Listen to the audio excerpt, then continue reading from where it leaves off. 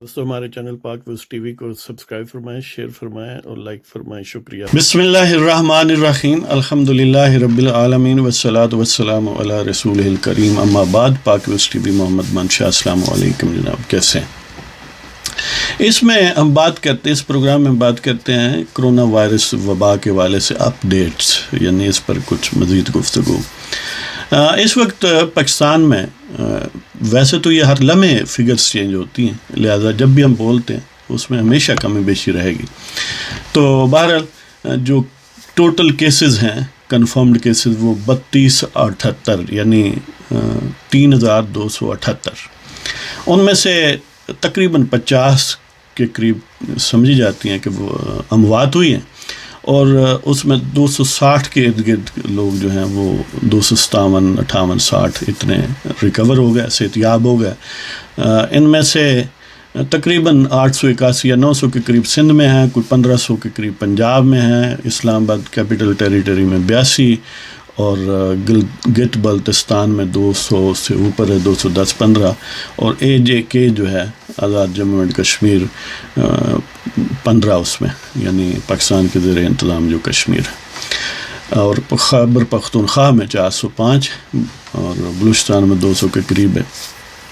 لیکن یعنی ویسے تو ظاہر ہے یہ خوفناک معاملہ ہے، اور پروفیشنلز جو کہیں، یعنی میری نظر میں پروفیشنل جو ہیں، جو ڈاکٹرز ہیں، جو اس چیز کے ماہر ہیں، اور جن کو فارملی یہ کہا جاتا ہے کہ آپ مشورہ دیں، یعنی حکومت کی طرف سے، ظاہر ہے ان کا مشورہ ویلڈ ہے فار آل پریکٹیکل پرپز۔ میں اور آپ بے شک اس کو غلط بھی سمجھتے رہیں کسی بھی حوالے سے، اس لیے کہ بہرحال یہ ان کا کام ہے۔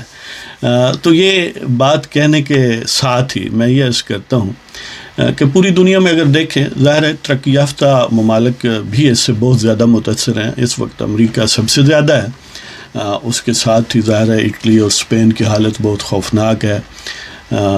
باقی بعض ممالک میں ظاہر ہے ٹرینڈ ذرا بہتر بھی ہے، لیکن اس کے ساتھ ایک عجیب بات یہ، بعض ممالک ایسے بھی ہیں جنہوں نے اس کو لفٹ نہیں اتنی کرائی، مثلاً بائلوروس ہے، بائلورشیا جس کو بیلارس بھی کہتے ہیں، اس میں کوئی ایسی ایمرجنسی نہیں ہے، نہ کوئی نارمل لائف کو انہوں نے کوئی لاک ڈاؤن کیا ہے، نہ ہی اس کا کوئی بہت زیادہ جو ہے وہ لائم لائٹ یا واویلا ہے ادھر، لہذا کیسز بھی محدود ہیں۔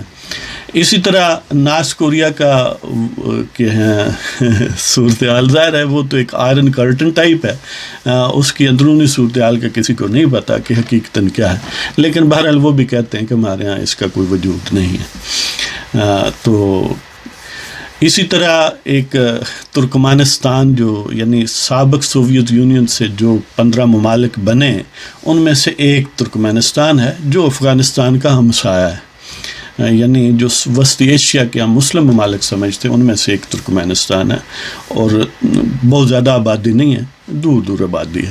تو انہوں نے تو باقاعدہ یہ سنا ہے کہ پابندی لگا دی ہے کہ اس کا کوئی ذکر بھی نہ کرے، یعنی میڈیا وغیرہ میں خواہ مخواہ پریشان نہ کریں لوگوں کو۔ کیا خیال ہے؟ تو ایسے ممالک بھی ہیں جہاں جن میں کرونا وائرس کا کوئی شور و غوغا اتنا نہیں ہے، لیکن ظاہر ہے غالب ترین اکثریت جو ممالک کی ہے، دنیا کا سمجھ لیں 99%، تو اس میں بہرحال کرونا کی وبا کا قبضہ ویسے ہو یا نہ ہو ہمارے ذہنوں اور میڈیا پر ہے، حکومتیں اور معاشرے مفلوج ہیں، لیکن اس کا مطلب یہ نہیں ہے کہ آپ لازمی آپ بھی مفلوج ہوں۔ الحمدللہ سو فار ظاہر ہے پاکستان میں یہ تو بات ہے کہ حکومتی اقدامات انتہائی ناکافی ہیں، بلکہ بہت حد تک غیر سنجیدہ ہیں، کہ ابھی بھی ڈاکٹرز یہ کہتے ہیں، چیختے چلاتے ہیں کہ ہمیں پرسنل پروٹیکشن ایکوپمنٹ دے دو۔ سندھ میں بھی ہیں، اسلام آباد میں بھی ہیں، پنجاب میں بھی ہیں، اور حکومت یہ بھی پرووائڈ نہیں کر سکی۔ تمام تر یہ کیا کنٹرول اینڈ کمانڈ سینٹر ہے، یعنی اس قسم کے بڑے بمباسٹک قسم کے انگریزی کے لفظ جو ہیں وہ استعمال کرتے ہیں، بندے کو لگتا ہے کوئی بڑی بڑی چیز بنا دیتی ہے جی۔ تو اس کے باوجود میں یہ عرض کرتا ہوں کہ پاکستان میں بہرحال صورتحال اتنی خوفناک نہیں ہے جتنی بہت سارے اور ممالک میں۔ اس حوالے سے اللہ تعالیٰ سے مزید دعا کریں، لیکن اس کا مطلب یہ نہیں ہے کہ آپ احتیاط نہ کریں، احتیاط بھی جاری رکھیں اور دعا بھی کریں، اور یہ ذہن میں سے نکال دیں کہ بس اب کرونا جو ہے یہ لے گیا.